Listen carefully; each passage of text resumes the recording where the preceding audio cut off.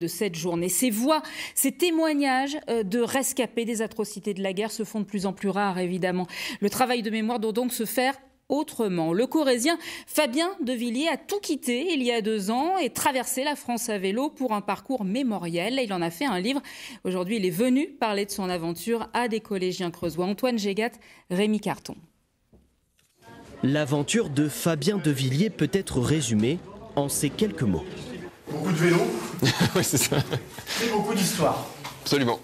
Au printemps 2022, ce Corrézien a parcouru 3000 km à vélo de Gurs à Auschwitz, s'arrêtant sur une dizaine de lieux de mémoire, comme Oradour. Une histoire que ces jeunes creusois connaissent bien. Ils ont mis les femmes et les enfants dans l'église et ils ont fusillé les hommes. D'autres lieux, en revanche, sont moins connus de ces collégiens.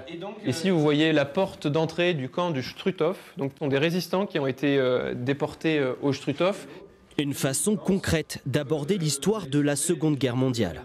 De voir les bâtiments en vrai, ça... On se dit, mais en fait, là, je suis sur un lieu où il s'est passé quelque chose.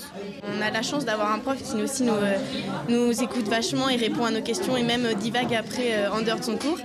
Mais le fait d'avoir aussi le ressenti d'une personne extérieure et son ressenti à lui et même ceux de nos camarades en fait tout au long, c'est très bien.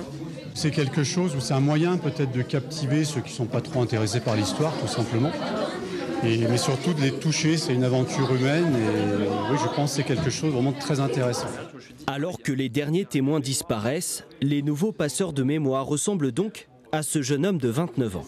Ce que j'ai essayé de faire à travers cette aventure, c'est de montrer que ce devoir de mémoire, ou chacun l'appelle comme il veut, mais en tout cas avec cet héritage historique, il faut faire quelque chose. Il ne faut pas simplement rester dans le discours, d'autant plus dans la période actuelle où on a des problèmes assez conséquents.